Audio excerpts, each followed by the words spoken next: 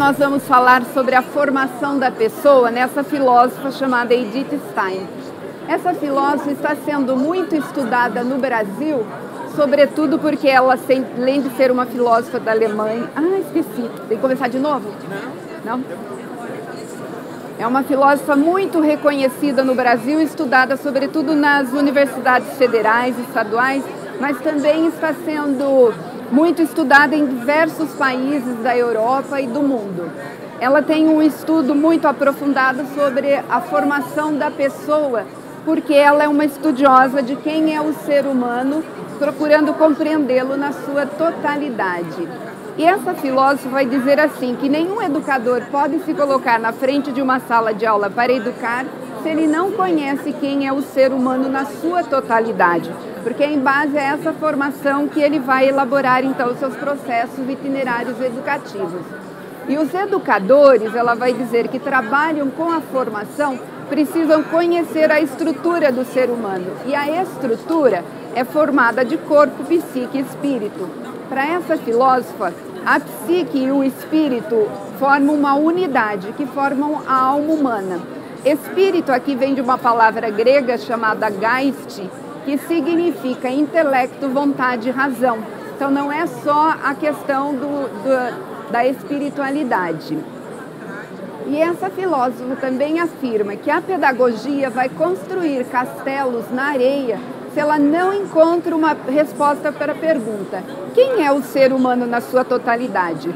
Quando ela elaborou esses estudos, estava surgindo a psicologia.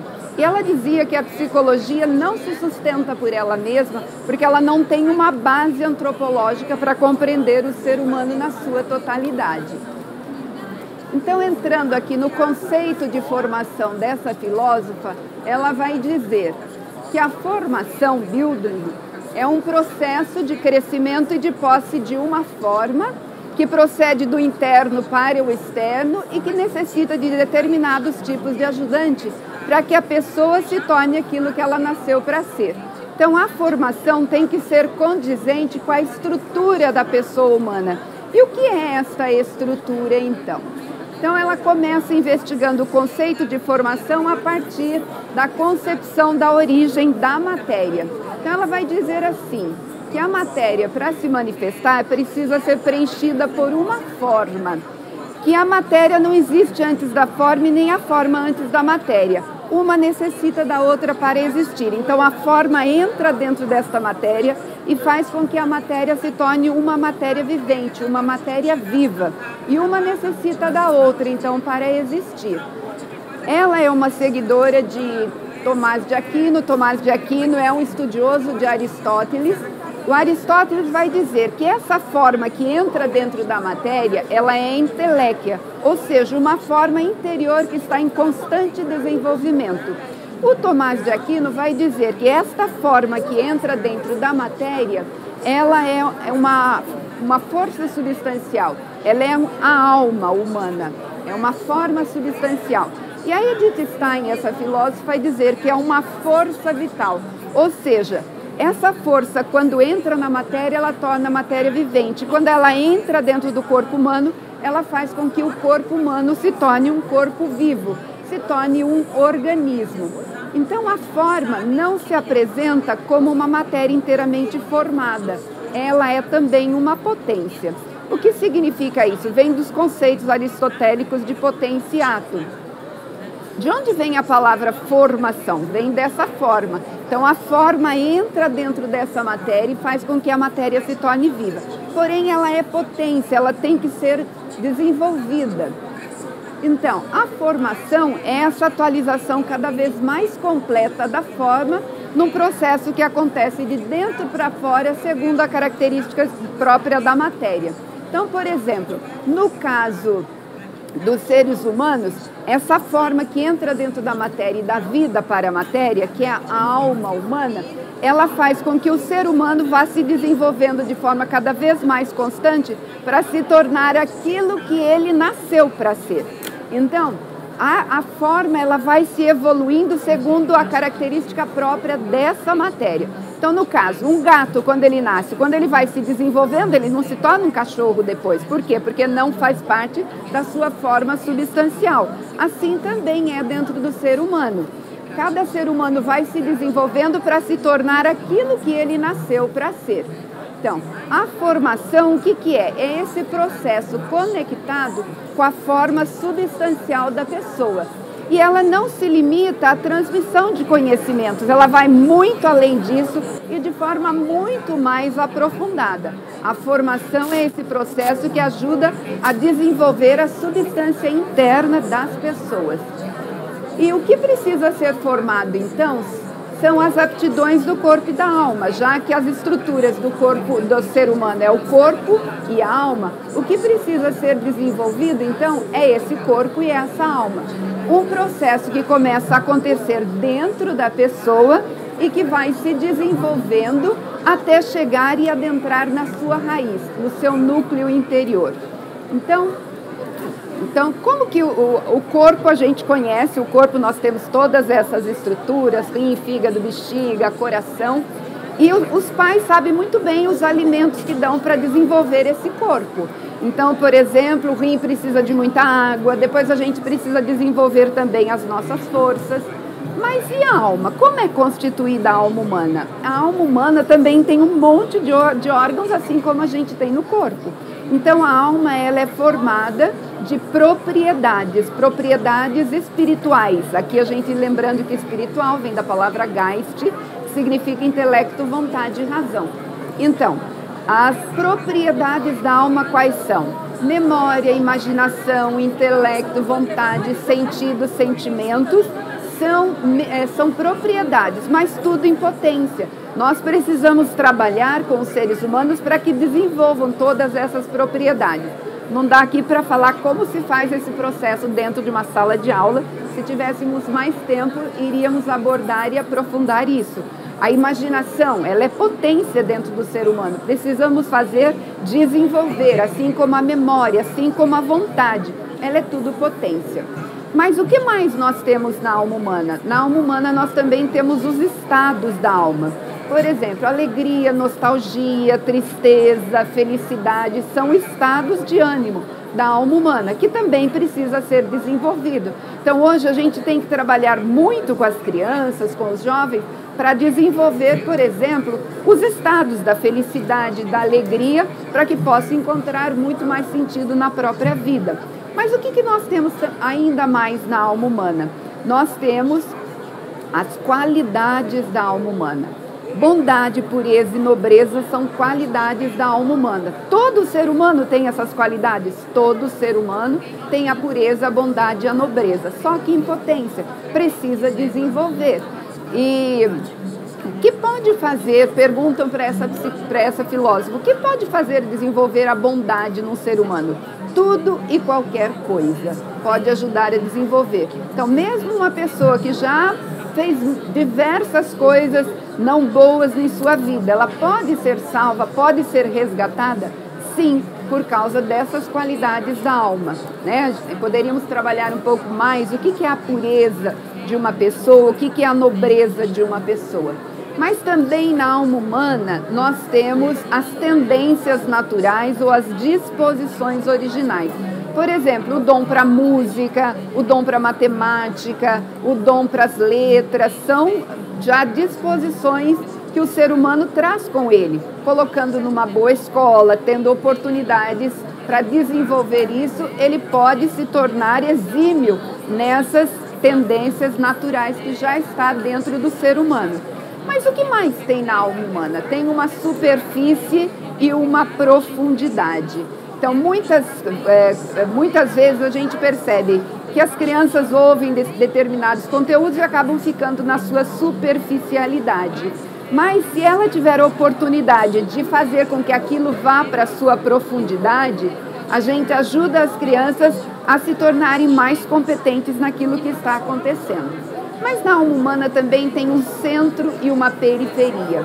Quando foi para falar sobre o centro e a periferia, essa filósofa tinha lido um livro de Santa Teresa d'Ávila, a autobiografia dela, E ela diz, as pessoas que conseguem falar mais sobre o centro da alma ou a periferia da alma foi Santa Teresa d'Ávila, que ela diz, os místicos são capazes de falar mais disso. Por quê? Porque os místicos conseguiram fazer essa experiência e pediram para Teresa d'Ávila escrever sobre essa experiência dela. E ela escreveu um livro chamado Castelo Interior. E nesse livro, Castelo Interior, ela usa uma metáfora para falar o quê? O que é a alma humana? É a interioridade da pessoa.